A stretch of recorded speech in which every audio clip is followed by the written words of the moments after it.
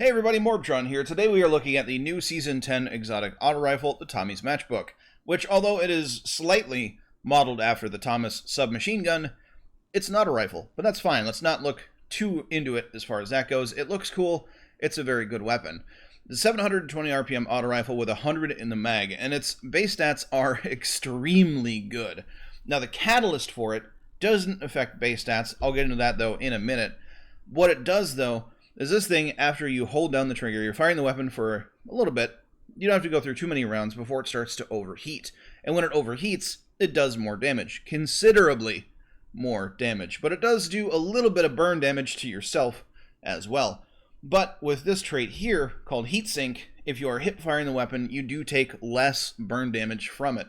And when you do unlock the catalyst, once you do get into that ignition trigger state of the weapon where it starts to overheat, your health will regen much faster once you stop taking damage.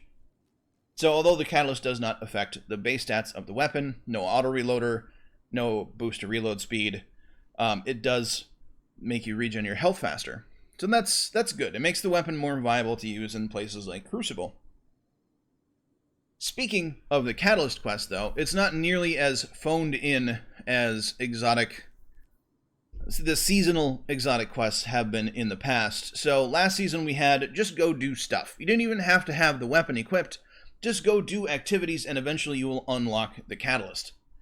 The season prior, you needed to have the weapon equipped, but still just go do activities.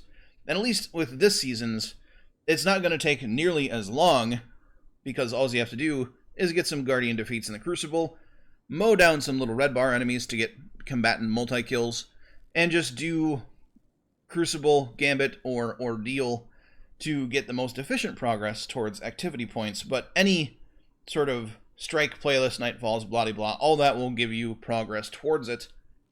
So grind out some Ordeals, and I'm sure you'll get the catalyst unlocked very quickly. I haven't done any Ordeal yet this season, but that'll be probably today or tomorrow.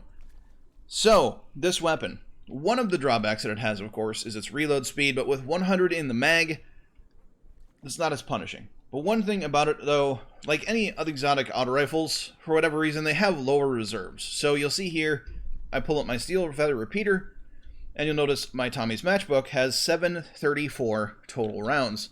But if I switch to my Tommy's Matchbook, you'll notice my steel feather has 876, and I am at full capacity on ammo.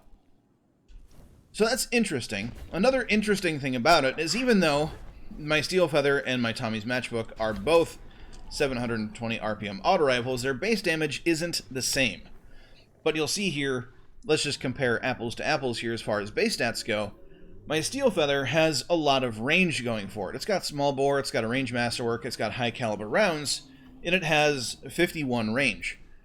The Tommy's Matchbook has 58. So even though this thing has a bunch of range stat increase going for it, Tommy's Matchbook is better. It's got better handling and better stability as well. And its recoil direction is actually very controllable. I imagine this thing on console is pretty good still.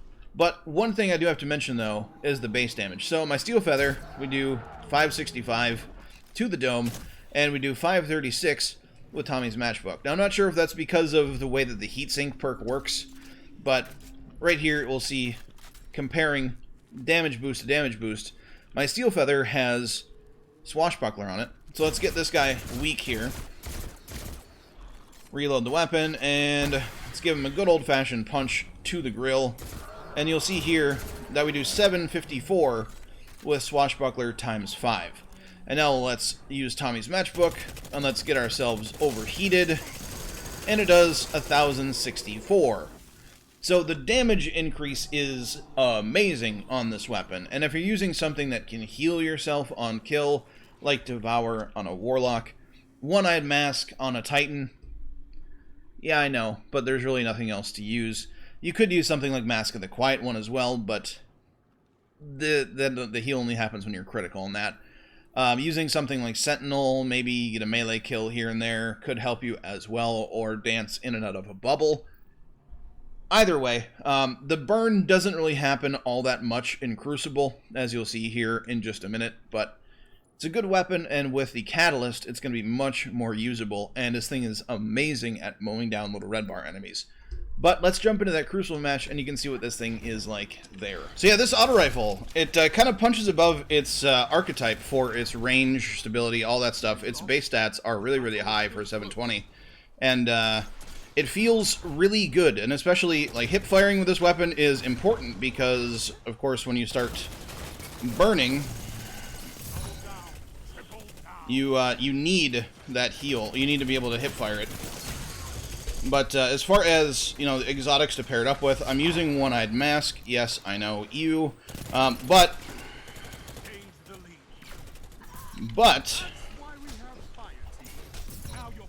you do need that. You need the heal, because if you're going to be using the exotic perk at all on this weapon, you need a way to recover your health. And granted, you know, once people unlock the catalyst for it, you'll be able to regen your health a little bit faster, you know, once you do hit that burn. But until then, and even with that, having that heal will be very nice. Oh. Throwing knife. That's cool. Dead even right now in the score this match. Falling behind.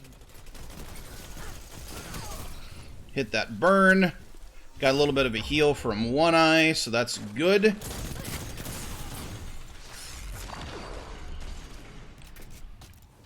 Let's regenerate health. I do have pretty high recovery. That's something else that I would definitely recommend when using this auto rifle, especially before you get the catalyst. Hip fire that guy down. Hip fire that guy down. There we go. This weapon is very good hip firing. Now, I'm sure, you know, on console, hip firing is going to be a little bit more rough. But overall, I mean, it's a very stable weapon. It's got really good base stats, like I said, so having to hip fire it isn't the end of the world. And I got killed by a Suros. Basically, the only weapon that's really going to out DPS this weapon is a Suros, especially once you get it spun up. Now, obviously, like, the time to kill in a shotgun is much, much quicker. Special weapons that do one-shot kills, that sort of thing, are going to be, of course, just faster overall kills. But as far as primaries go, this thing is, well, it's amazing. Can I find some people for my super? Hello, how you doing, sir? Why would you challenge? Easily could have gotten away from me. But instead he chose to die.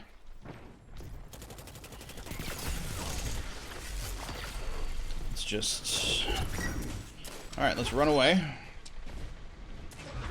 I don't feel like getting killed by that super. Well, let's see if we can take him out from this long distance here. No? Okay, he's not going to challenge. I really wanted to see if I could activate the burn or something.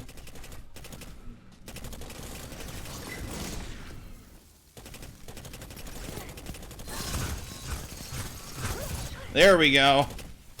That was good. Oh, I'm going to die, though, because I was burning myself to burn down that super. But there you kind of saw the damage that this thing can do once you activate the burn there. Very good. Very good damage. Does excellent damage in PvE as well with that. Just absolutely amazing, actually. A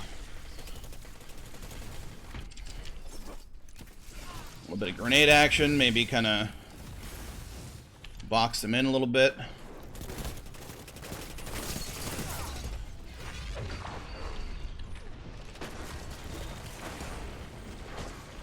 High recovery helps out there. There's going to be a golden gun that way.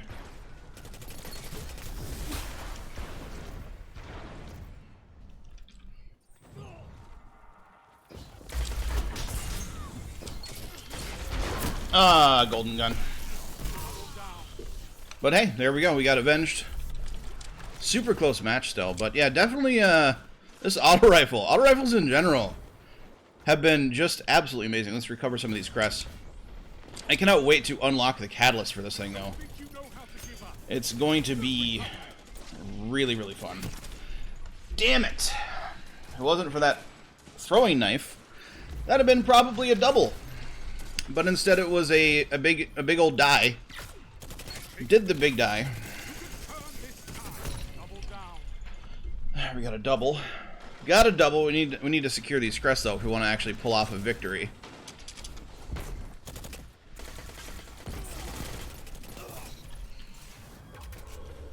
You don't need to reload as much as you would think. There we go. Let's just... Can we get through the... Damn it. Hunter smoke. Gotta love it. It's like somebody super glued your boots to the floor.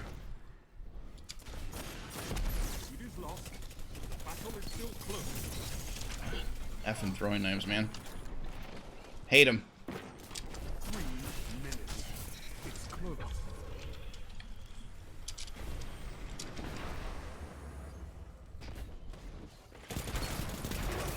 That's why we have fire.